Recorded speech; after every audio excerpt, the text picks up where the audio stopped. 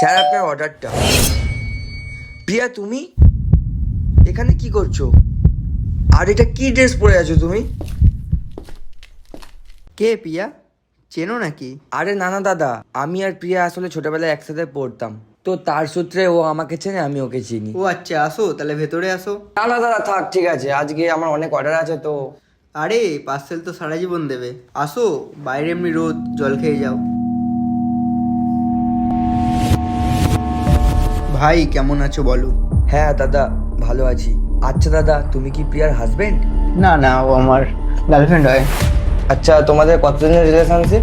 এই 8 মাস। ও আচ্ছা শোনো না, পিয়া তো ওর ব্যাপারে কিছুই বলতে চায় না, তুমি তো ছোটবেলাকার বন্ধু, বলো তুমি কিছু জানলে ওর ব্যাপারে, ওর স্বপ্ন নিয়ে। আমি যতটুকু জানি, প্রিয়া ওর স্বপ্ন নিয়ে খুবই সিরিয়াস। ওর যে জিনিসটা দরকার ওই জিনিসটা ওকে এনে দিতে হবে, আর তুমি যদি না এনে দিতে পারো তাহলে ও তোমার সাথে সম্পর্ক রাখবে না। আমি তো পিয়ার সব স্বপ্নই পূরণ করার চেষ্টা করি।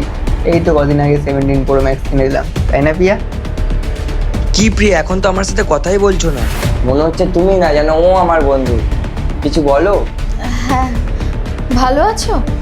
হ্যাঁ, আমি তো খুব ভালো আছি। ঠিক আছে দাদা, ভালো থেকো, আমি আসছি। আচ্ছা তাহলে আবার এসো।